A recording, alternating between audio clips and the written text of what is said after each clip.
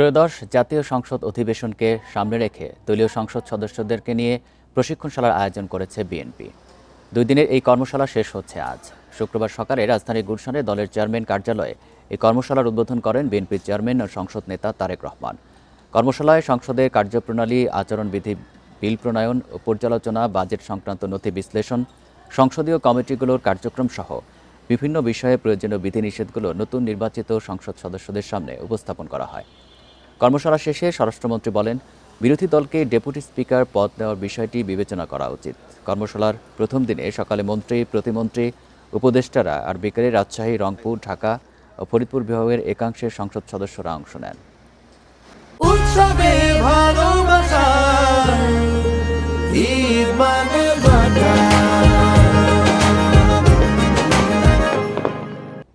এ নিয়ে জানাতে গুলশান থেকে যুক্ত হচ্ছেন সহকর্মী সাজ্জাদ হোসেন। সাজ্জাদ, আজকে কতজন সংসদ সদস্য কর্মশালায় অংশ নিচ্ছেন, বিস্তারিত জানাবেন।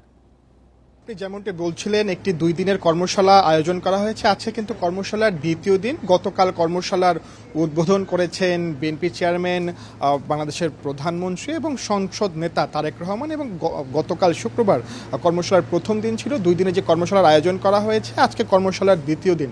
একটি বিষয় জানিয়ে রাখে, এবার যে সংসদ সদস্য বিএনপি থেকে নির্বাচিত হয়েছেন 209 জন। এই 209 জনের মধ্যে 146 জনই কিন্তু প্রথমবারের মতো জাতীয় সংসদে যাবেন, এবং আগামী 12 মার্চ যে 11:30টায় জাতীয় সংসদের ত্রয়োদশ জাতীয় সংসদের প্রথম অধিবেশন অনুষ্ঠিত হবে, সেখানে তারা অংশগ্রহণ করবেন।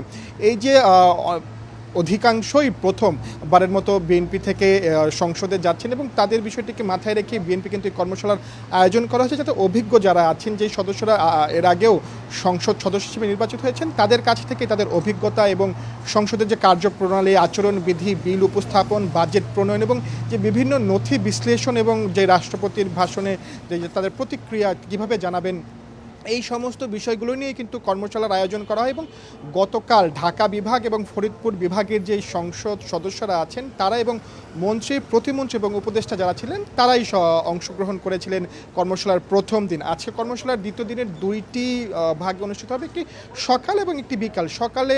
সকালের প্রথম পর্যায়ে যারা আছেন ঢাকা এবং ফরিদপুর বিভাগের যারা গতকালের অবশিষ্ট আছেন, তারা অংশগ্রহণ করবেন, এবং বিকেলে ময়মনসিংহ, সিলেট, চট্টগ্রাম এই অঞ্চলের সংসদ সদস্যরা কিন্তু এখানে আসবেন এবং তারা কর্মশালায় অংশগ্রহণ করবেন। এখনও 10:30টার দিকে কর্মশালাটি শুরু হওয়ার কথা রয়েছে, এবং তারা কিন্তু আমরা দেখেছি ধীরে ধীরে কিন্তু এখন আসতে শুরু করেছে এই কর্মশালার দ্বিতীয় দিনের মতো কর্মশালায় অংশগ্রহণ করতে।